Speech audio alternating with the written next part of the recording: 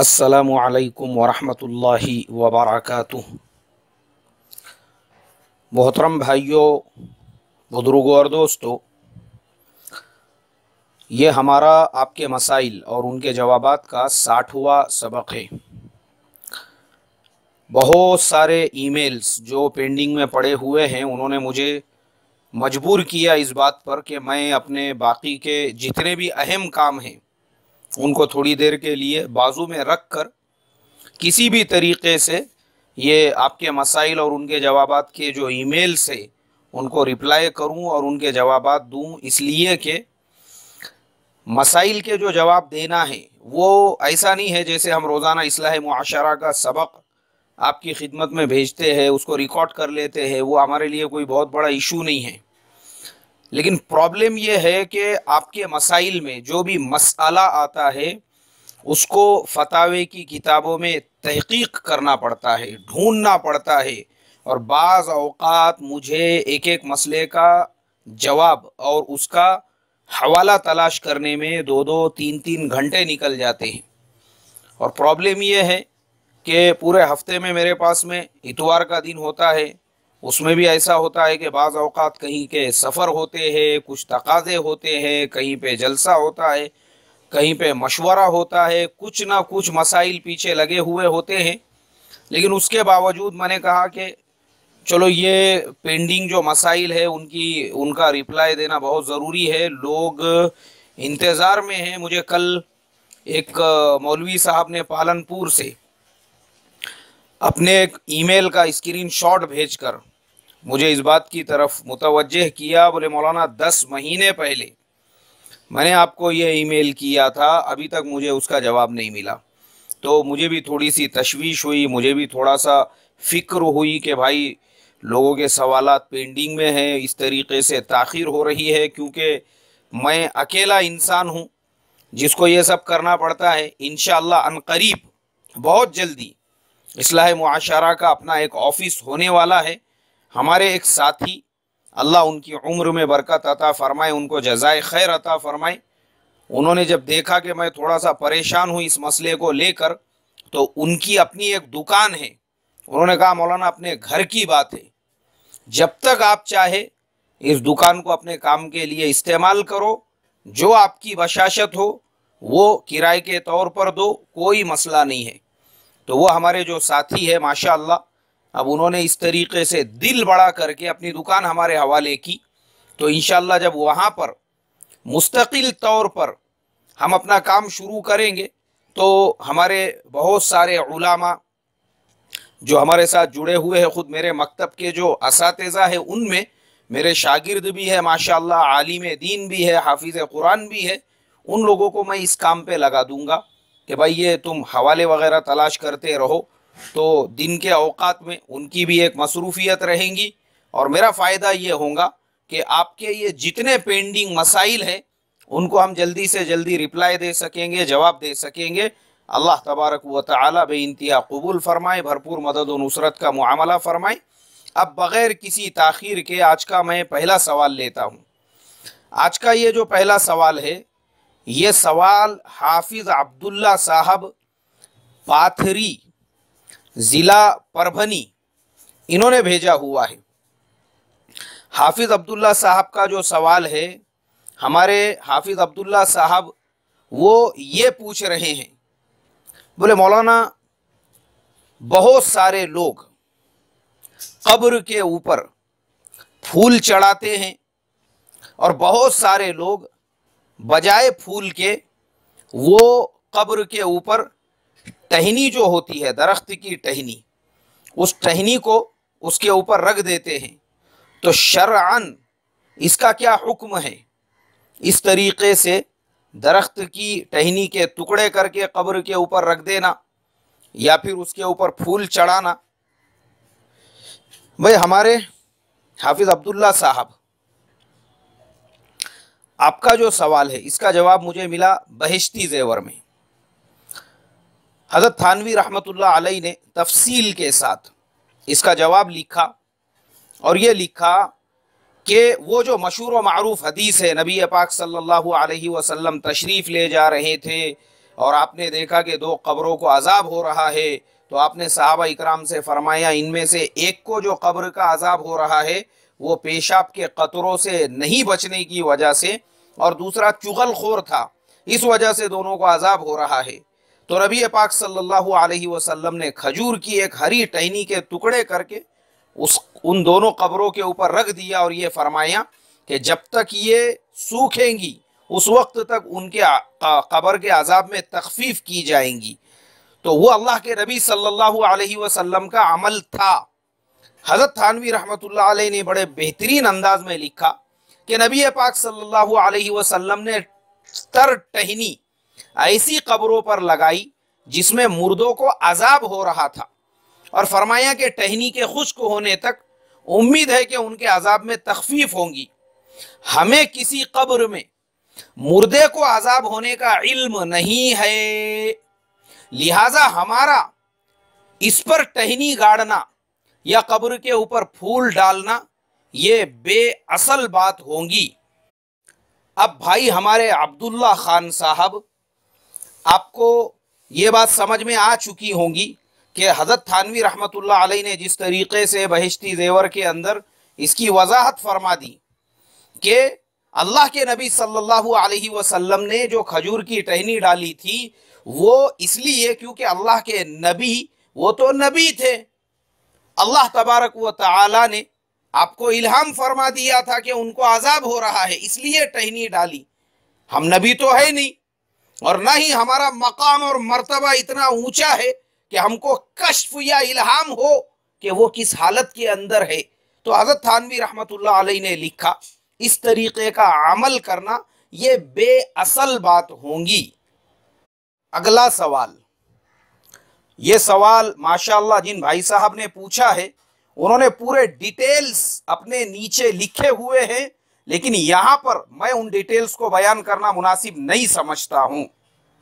मुझसे किसी ने कसम खिलाई थी कि मैं तुमको एक राज की बात बता रहा हूं, तो वो बात किसी से भी मत कहना, लेकिन मैंने वो राज की बात 9 लोगों को बता दी और उस कसम को तोड़ दिया। तो अब मुझे सिर्फ एक कसम तोड़ने का कफ़ारा अदा करना पड़ेगा या फिर 9 कसम तोड़ने का मुझे कफ़ारा अदा करना पड़ेगा। भाई हमारे जिन भाई साहब ने ये सवाल पूछा है उनका नाम हम यहाँ पर पोशीदा रखते हैं। आपको जिसने कसम दिलाई थी राज में बात रखने के लिए, पहले तो आपका काम ये था कि आप वो बेचारे की राज की बात को राज में रखते, लेकिन आपने जो है उसको मार्केट के अंदर फैला दिया और लोगों के सामने बयान कर दिया। तो ये मेरे एतबार से इंतहाई गलत अमल है, आपको इस तरीके से नहीं करना चाहिए था। हो सकता है जिसने आपको कसम दिलाया हो उसका मकसद भी ये हो कि वो आपको कसम दिला के ख़ास तौर पर इसलिए कहे कि वो आपके मिजाज को जानता हो कि आपको अगर कोई राज की बात बताई जाए तो जब तक आप 10 लोगों तक उसको नहीं पहुंचाएंगे तो आपके पेट में वो बात गड़बड़ करती रहेगी। इसलिए हो सकता है उसने भी ऐसा कहा। उसकी वजह यह है कि हमारे उस्ताद मोहतरम ने हमको एक बात सिखाई थी। बोले देखो जब भी कोई बात को मार्केट के अंदर फैलाने का है ना, तो हमेशा ऐसे आदमी को बोलना जिसके पेट में बात नहीं रहती, और उसको बोलते टाइम पे खास तौर पे ये बोलना ये बहुत प्राइवेट बात है, मैं तुझे खास तौर पे बोल रहा हूं, किसी को बोलूं मत भला क्या। बोले ऐसा अगर तुम उसको बोलेंगे ना तो वो बिल्कुल दूसरों के पास में जाकर बोलेगा। तो ये तो खैर तुम्हारे राज के बाद का मसला हो गया, आपने वो राज जो है किसी का था उसको खोल दिया, अल्लाह हिफाजत फरमाए। लेकिन जो कफ़ारे का मसला आपने पूछा है, तो कफ़ारे के बारे में कुरान पाक के अंदर अल्लाह तबारक व तआला ने वाज़ेह तौर पर आयत नाजिल फरमाई, अऊज़ु बिल्लाहि मिनश शैतानिर रजीम, बिस्मिल्लाहिर रहमानिर रहीम, ला युआखिदुकुमुल्लाहु बिल्लग़वी फ़ी अयमानिकुम वलाकिन युआखिदुकुम बिमा अक़्क़दतुमुल अयमान फ़कफ़ारतुहु इत्आमु 10 मसाकीन अशरती मसाकीन मिन औसती मा तुतइमूना अहलीकुम औ किस्वतुहुम औ तहरीरु रक़ाबह फमन लम यजिद फसियामु सलासति अय्याम। सदक़ल्लाहुल अज़ीम। कुरान पाक में अल्लाह तबारक व तआला ने वाज़ेह तौर पर फरमा दिया कि जो आदमी भी अगर कसम खाता है और कसम को तोड़ देता है तो वो 10 मिस्कीनों को 2 वक्त का खाना खिला दे। अगर खाना नहीं खिला सकता है तो फिर सदक़तुल फितर की जो मिक़दार है उसके बक़दर अनाज उन 10 मिस्कीनों को दे दे। और सदक़तुल फितर की जो मिक़दार होती है वो 1.25 किलो गेहूं होता है। अगर आप 2 किलो देंगे वो ज़्यादा बेहतर है, एहतियात के तौर पे 2 किलो ही देना चाहिए।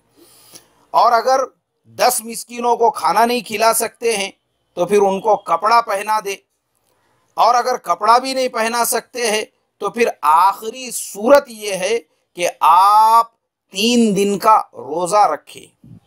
आपको रोज़ा रखना पड़ेगा और वो भी मुसलसल 3 दिनों तक आप रोज़ा रखेंगे। हज़रत थानवी रहमतुल्लाह अलैह ने बहिश्ती ज़ेवर में लिखा है, आपने जो कसम तोड़ दी, अब अगर भले ही आपने 9 लोगों को कहा हो लेकिन एक कफ़ारा उसके लिए काफ़ी है, आपको 9 कफ़ारे अदा करने की ज़रूरत नहीं। अल्लाह अमल की तौफीक अता फरमाए। अगला सवाल, ये सवाल मुदस्सिर काजी साहब ने पूछा है। उन्होंने कहा, मौलाना मेरा सवाल ये है, आजकल बहुत सारे मुसलमान वो अपनी परेशानियां रूहानी इलाज के ज़रिए से दूर कराने की फ़िक्र में रहते हैं। और मैंने ये देखा हूँ कि बहुत सारे आमिल उनको ये बताते हैं कि आपके रिज़्क़ में ये तंगी है, वो तंगी ऐसा करने से दूर हो जाएंगी, या औलाद इसलिए नहीं हो रही है, या औरत को हमल इसलिए नहीं ठहर रहा है कि किसी ने बंदिश कर दी हुई है। तो बोले मौलाना मेरे ये समझ में नहीं आया, जब कुरान पाक में वाज़ेह तौर पे अल्लाह ने सैकड़ों मरतबा ये फरमा दिया, इन्नल्लाह अला कुल्ली शैइन क़दीर वमा तशाउना इल्ला अन यशा अल्लाह इन्नल्लाह इंदहु इल्मुस्साअह, और फिर कहीं पर फरमाया व इज़ा क़ज़ा अमरन फ़इन्नमा यक़ूलु लहु कुन फ़यकुन। तो पूरा कुरान पाक जब अल्लाह की कुदरत, उसकी ताकत से भरा हुआ है, ये कैसे मुमकिन है कि कोई किसी के पेट पर, किसी के हमल पर, किसी के बच्चा होने पर बंदिश लगा दे, किसी की दुकान पर बंदिश लगा दे, किसी के कारोबार पे बंदिश लगा दे और उसके करने से रोजी तंग हो जावे, ऐसा हो जावे, वैसा हो जावे। ये क्या है, क्या ये? अब ये दोनों मुआमलात तो अल्लाह तबारक व तआला की कुदरत के खिलाफ है। आप मेहरबानी फरमाकर मुझे इसका जवाब दीजिए। मेरे जहन के अंदर वसवसे और शुकूक और शुभात आते हैं। भाई हमारे मुदस्सिर काजी साहब, माशाल्लाह अच्छा सवाल आपने पूछा। असल में मुदस्सिर काजी साहब, हमारा प्रॉब्लम ये है कि हमारे अकीदे जो है ना, अकीदे वो बहुत ज़्यादा फुसफुसे हैं, कमज़ोर है। हमारे यहाँ पे हम ईमान और अल्लाह से होने के 50 बयान कर लो, बयान सुन लो और कितना ही उसके ऊपर तकरीरें कर दो, वो हमारे दिलों में जो पुराने ज़माने से चलते आ रहा है अकीदों का ख़राब होना, वो अभी तक दुरुस्त नहीं हुआ है। आज भी बहुत बड़ी तादाद ऐसे मुसलमानों की है, अल्लाह हिफाजत फरमाए, बाबा गिरी, लींबू, हरी मिर्ची, और ये लोगों के चक्करों में जिंदगियां उनकी बर्बाद हो चुकी है। बिल्कुल सही सवाल आपने किया। असल में हमारे अकीदों की खराबी है ये, जो हम ऐसा सोचते हैं। मैं आपको बताता हूं, रोजी में तंगी क्यों होती है? हमारे गलत ढंग से तिजारत करने की वजह से। अरे नबी पाक सल्लल्लाहु अलैहि वसल्लम की सुन्नतों के मुताबिक तिजारत करो। सुबह में जल्दी उठने का हुक्म दिया, अमानतदारी के साथ तिजारत करने का हुक्म दिया, दुकान पे पूरा ध्यान देने के लिए हुक्म दिया। हज़रत अब्दुर्रहमान इब्न औफ रज़ी अल्लाह ताला अन्हु का वो अमल जो मैं अपने इस्लाह मुआशरा के सबक नंबर 516, 517, 518, 519, 520 ये मुकम्मल मेरे असबाक सिर्फ मुसलमानों को यह सिखाने के लिए मैंने बयान किया था कि एक मुसलमान की तिजारत, कारोबार, उसने फाइनेंशियल कैसे बिल्डअप और कैसे मजबूत होना चाहिए, उसके ऊपर ही है। लेकिन अफसोस की बात यह है कि मुसलमान गलत ढंग से तिजारत करेगा, गलत ढंग से कर्जे लेगा, सूदी कर्जे लेगा, फजूल खर्चियां करेगा, मोबाइल में 25-25, 30-30 हजार रुपया डालेगा, बच्चों के बर्थडे पे पैसे उड़ाएगा, पैसे की सेविंग नहीं करेगा और बाद में बोम्बाड़ियां मारते बैठेगा। लॉस हो गया, नुकसान हो गया तो किसी के करने की वजह से दुकान पर नहीं बैठेगा। अब मैं आपको बताता हूं, मेरी पहचान के अंदर माशाअल्लाह दीनदार साहब है, वो फजर की नमाज भी तकबीर उला के बगैर नहीं पढ़ते, उसमें भी तकबीर उला में मौजूद रहते हैं, पांचों वक्त की नमाजों का पूरा पूरा एहतमाम करते हैं और दीन की मेहनत में भी बढ़ चढ़कर लगे हुए हैं। मैं आपको बता दूं, अक्सर मैं उनकी दुकान के ऊपर जाता हूं मुलाकात करने के लिए, अक्सर हफ्ते में कम से कम ऐसा 2-3 बार तो होता ही है। लेकिन अल्लाह हिफाजत फरमाए, मैंने आज तक उस इंसान को उसकी दुकान के काउंटर पे बैठा हुआ नहीं देखा। जब भी मैं जाता हूं वहां पे नौकर है, कहां है सेठ, सेठ मौजूद ही नहीं है, सेठ का ध्यान ही नहीं है धंधे की तरफ, कारोबार की तरफ। और अगर मेरी जब सेठ से मुलाकात होती है वो हमेशा यही रोना रोता है, यार मौलाना धंधा नहीं चल रहा बराबर से, कारोबार नहीं। अरे तेरा ध्यान ही नहीं है धंधे की तरफ, दोस्तों के गोदी में जाके बैठ रहा तू दूसरों के काउंटर पे, तो कहां से तेरे धंधे में बरकत आएंगी। तेरे अपने दुकान के अंदर बराबर माल भर के उसको सही टाइम पे खोलने, सही टाइम पे बंद करने का, वो राजस्थान से इतने दूर से लोग आकर, मारवाड़ी लोग हमारे गांवों में, खेड़ों में, देहातों में, महलों में दुकानें लगाते हैं। वो ऐसा क्या फॉर्मूला, नुस्खा इस्तेमाल करते हैं कि छोटे से किराना दुकान से शुरुआत करके उसको एक ब्रांड बना देते हैं, होलसेल, फिर कुछ दिनों के बाद खुद का प्रोडक्शन, और मियां भाई बरसों से वहीं रगड़ते बैठे हुआ है। क्यों? तिजारत का तरीका अल्लाह के हुक्म, उसके नबी के तरीके के खिलाफ मनमानी तरीके से करेगा और फिर बोम्बाड़ियां मारते बैठेगा। किसी ने बंदिश कर दिया, किसी ने ऐसा कर दिया, किसी ने वैसा कर दिया, लोग बैठे हुए तेरे जो वास्ते। अल्लाह हिफाजत फरमाई। दूसरा जो आपने बोले हमल के बारे में, बहुत सारे लोग बंदिश कर दिए इसलिए औलाद नहीं हो रही, ये बहुत बेहतरीन बात लिखी आपने मुदस्सिर काजी साहब, आपका सवाल। ये गुटखे खाने की वजह से, एक तो आजकल के हमारे नौजवान इतने कमजोर हो चुके हैं, उनके अंदर जो स्पर्म होना चाहिए, जो एक्स होना चाहिए, पहले जमाना ऐसा था, मैंने एक मर्तबा एक रिपोर्ट में पढ़ा था कि ताकतवर और मजबूत इंसान जो होता है उसके एक कतरे में लाखों की तादाद में स्पर्म होते हैं। यहां पर गुटखे खा खा के, बीड़िया फूक फूक के, तंबाकू खा खा के, अल्लाह हिफाजत फरमाए, ये तंबाकू, ये गुटखे इतने आम खाली हमारे मुल्क में। मैं अभी साउथ कोरिया गया था, मैं सोचता था वहां पे मैंने किसी दीवार पे कभी पिचकारी का धब्बा नहीं देखा, वहां पे कहीं पे किसी को थूकते नहीं देखा, मैंने पान की दुकान पूरे मुल्क के अंदर नहीं देखा। अफसोस की बात, अच्छा ये सब के अलावा मैंने सिगरेट पीते हुए भी किसी को नहीं देखा। मैं वही सोचता था, अरे यार यहाँ पे लोग बीड़ी सिगरेट नहीं पीते क्या, यहाँ पे विमल और गोवा गुटखा नहीं बिकता क्या, यार यहाँ पे कोई गुटखा खाते हुए, यहाँ पे कोई मुझे गाय छाप जर्दा रगड़ते हुए, यहाँ पे कोई मिराज खाते हुए नहीं मिल रहा। और इंडिया का हाल ये है, हमारे यहाँ के आम मुसलमानों को दे दो छोड़ के, हमारे यहाँ के इमाम साहब को भी मिराज की आदत, हमारे यहाँ के मुफ्ती साहब को भी विमल के बगैर रह नहीं जाता, हमारे यहाँ के हाफिज साहब भी जब तक गाय छाप गुटखे को रगड़ेंगे नहीं उनको सुकून नहीं मिलता। तो जिस मुल्क के मुफ्ती साहब, जिस मुल्क के इमाम साहब, जिस मुल्क के हाफिज साहब, जिस मुल्क के डॉक्टर साहब, इंजीनियर साहब, उनको सबको अब ये लत लगी हुई है, आम लोगों का तो सवाल ही नहीं पैदा होता। अल्लाह हिफाजत फरमाए, ये गुटखे, ये बीड़िया, ये सिगरेट, इसकी वजह से आज का इंसान इतना कमजोर हो चुका है, औलादे पैदा नहीं होती और उसका ठीकरा फोड़ा जाता है। बंदिश, अरे कोई क्यों बंदिश करेगा मेरे भाई। और दूसरी तरफ औरतें भी, इनको स्लिम फिगर चाहिए, स्लिम फिगर, जीरो फिगर। अब जीरो फिगर के चक्कर में ये खाने को तैयार नहीं है, पीने को तैयार नहीं है, गिन गिन के खा रही है। अरे बोले मैं अंडा खा लूंगी तो उसमें इतनी कैलोरीज है तो उससे फिर इतना वजन बढ़ जाएगा, बेढप दिखूंगी। अब शादी हो गई, बच्चे होने वाले हैं, अब और किसको बताने का है फिगर? नहीं नहीं, अभी भी इसको जीरो फिगर चाहिए। तो आज के जमाने की ये औरतें जो जान को खाने के लिए तैयार नहीं, पहले जमाने में 12-12, 15-15 जो बच्चे होते थे, वो जमाने की औरतों का खाना पीना भी एकदम रफ एंड टफ होता था। गौरान खाने वाली औरतें होती थी, जवारी बाजरी खाने वाली औरतें होती थी, देसी घी खाने वाली औरतें होती थी। आज के जमाने में देसी घी नहीं खाया जाता, क्यों? फैट है बोले उसके अंदर, फैट। देसी घी खा लेंगे चर्बी बढ़ जाएंगी, मतलब 2-4 पराठे अगर देसी घी के हो गए तो पता नहीं है इसका वजन 15 किलो बढ़ जाता, क्या मालूम।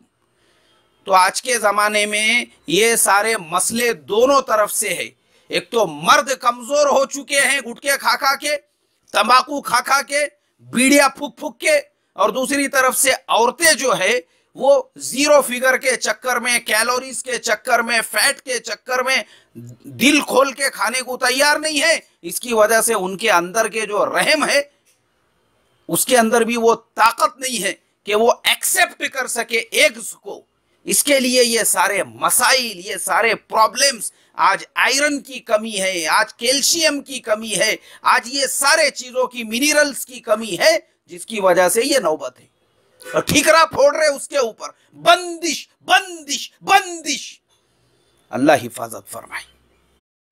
अगला सवाल, ये सवाल औरंगाबाद से मोहम्मद बाबर, इन्होंने कहा है मौलाना मैं MIM student wing general secretary Aurangabad west. मेरा मसला ये है कि अगर कोई मुसलमान लड़का किसी गैर मुस्लिम लड़की से शादी करना चाहे तो क्या शादी होगी या लड़की को इस्लाम कबूल करना ज़रूरी है? लड़की क्रिश्चियन हो तो क्या हुक्म है, और अगर बुत परस्त हो तो क्या हुक्म है? भाई मोहम्मद बाबर साहब, आपका जवाब भी कुरान पाक के अंदर मौजूद है। अल्लाह तबारक व तआला फरमाते हैं, अऊज़ु बिल्लाहि मिनश शैतानिर रजीम, बिस्मिल्लाहिर रहमानिर रहीम, वला तनकिहुल मुशरिकाति हत्ता युमिन वला अमतुम मुमिनतुन खैरुम मिन मुशरिकतिन वलौ अअजबतकुम वला तुनकिहुल मुशरिकीन हत्ता युमिनु वला अब्दुम मुमिनुन खैरुम मिन मुशरिकिन वलौ अअजबकुम। इस एक आयत में अल्लाह तबारक व तआला ने पहले मर्दों को फरमाया और मोमिनों मुशरिक औरतों से उस वक्त तक निकाह मत करो जब तक कि वो ईमान ना लाए, और उसके बाद मुसलमान औरतों को हुक्म दिया कि तुम मुशरिक मर्दों से उस वक्त तक निकाह मत करो जब तक कि वो ईमान ना ले आए। दोनों को ईमान वाला हुक्म दिया। तो पता ये चला कि चाहे वो लड़की बुत परस्त हो या क्रिश्चियन हो, उसके लिए भी इस्लाम को कबूल करना ये शर्त है। क्योंकि हमारे आज के ज़माने के जो क्रिश्चियंस है वो लोग भी बुत परस्ती करते हैं, बड़े बड़े बुत बने हुए हैं, उनकी इबादत होती है, तो वो भी बुत परस्तों में ही शामिल है। तो इसके लिए उनका ईमान लाना भी ज़रूरी है। और हमारे इंडियन कॉन्स्टिट्यूशन के हिसाब से हमारा जो आर्टिकल नंबर 25 और 28 है, वो हर इंडियन सिटीजन को ये फंडामेंटल राइट्स देता है कि वो जो चाहे वो रिलीजन कबूल करे। अब आज के ज़माने में चूंकि हमारे देश में हमारी जो नॉन मुस्लिम बहनें हैं उनके लिए शादी निकाह एक बहुत बड़ा मसला पैदा हो चुका है। जब तक उनके माँ बाप के पास 50 लाख या 1 करोड़ रुपये नहीं रहते, उस वक्त तक उनकी शादियां होना मुश्किल हो चुका है।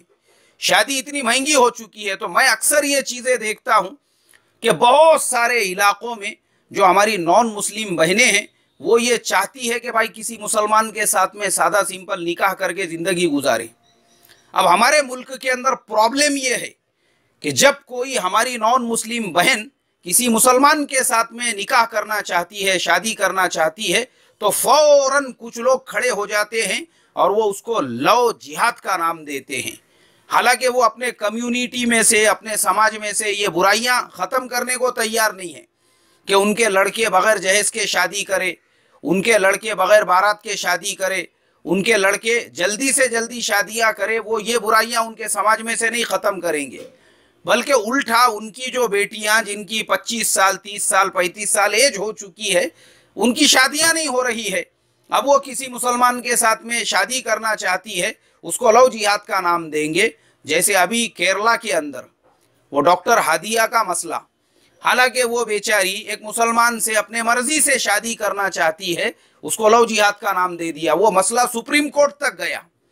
तो हमारे मुल्क में एक तरफ तो हमारे कॉन्स्टिट्यूशन ने जो डॉक्टर बाबा साहेब अम्बेडकर का लिखा हुआ है, उसने हर सिटीजन को ये फंडामेंटल राइट्स दिया, और आर्टिकल नंबर 25 तो 28 के अंदर ये साफ तौर पे लिखा हुआ है कि यहाँ का कोई भी सिटीजन वो जिस मजहब को, जिस धर्म को इख्तियार करना चाहे वो कर सकता है।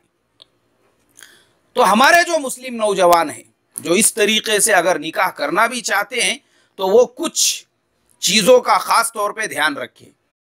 जो लड़की भी आपसे निकाह करना चाहती है उसको खुद अपने तौर पर इस्लाम, गवर्नमेंट और लीगल तरीके से, हमारे हर शहर के अंदर धर्मादाय कार्यालय होता है, चैरिटी कमीशन जिसको कहते हैं, वहाँ पे जज के सामने कसम खानी पड़ती है कि मैं दूसरा मजहब इख्तियार कर रहा हूँ।